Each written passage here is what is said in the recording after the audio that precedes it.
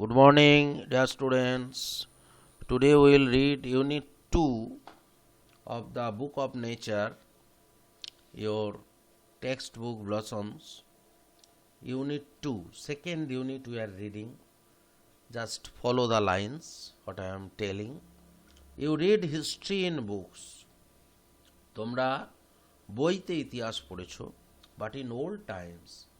কিন্তু পুরনো সময়ে বা পুরনো যুগে when men did not exist surely, যখন মানুষ বাস করতো না, এখানে exist মানে live আর কি, মানুষের অস্তিত্ব ছিল না, surely no books could have been written, তখন কোনো বই লেখা যেতে পারেনি. How then can we find out what happened then? তাহলে আমরা কিভাবে বুঝবো বা খুঁজে পাবো কি ঘটেছিল তখন, কিভাবে জানতে পারবো? We cannot merely sit down and imagine everything. তাহলে তো আমাদের কেবলমাত্র বসে থাকলে চলবে না, সব কিছুই যদি কল্পনাও করা যাবে না.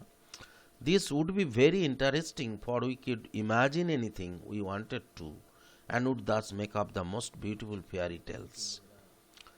This would be very interesting. এটা খুবই আকর্ষণীয় হবে, কারণ we could imagine, আমরা কল্পনা করতে পারতাম, এনিথিং, যা কিছু we wanted to, যা আমরা চাই, and would thus make up the most beautiful fairy tales, এবং সেটা কি করবে, খুব সুন্দর রূপকথার গল্প তৈরি করতে পারে.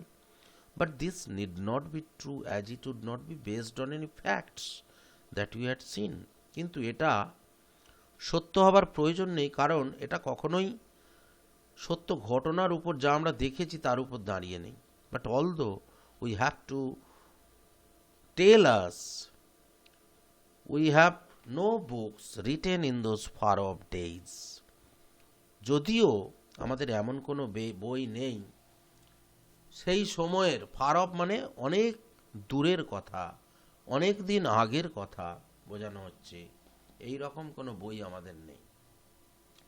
ফরচুনেটলি, সৌভাগ্যবশত, we have some things, আমাদের এমন কিছু আছে, which tell us, যেগুলো আমাদেরকে বলবে, a great deal as well, almost as a book would. একটা বই যতটা পারবে তার থেকেও বেশি কিছু বলে.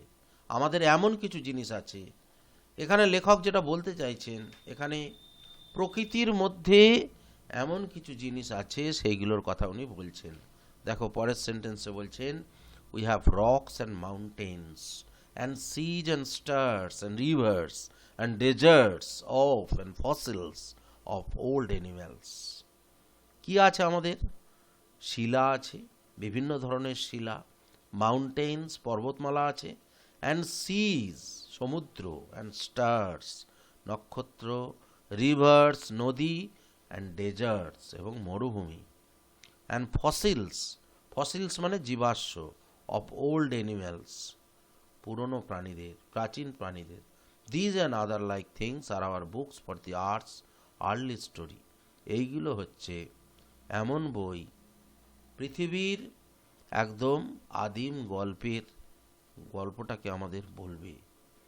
And the real way to understand this story is not merely to read about it in other people's books.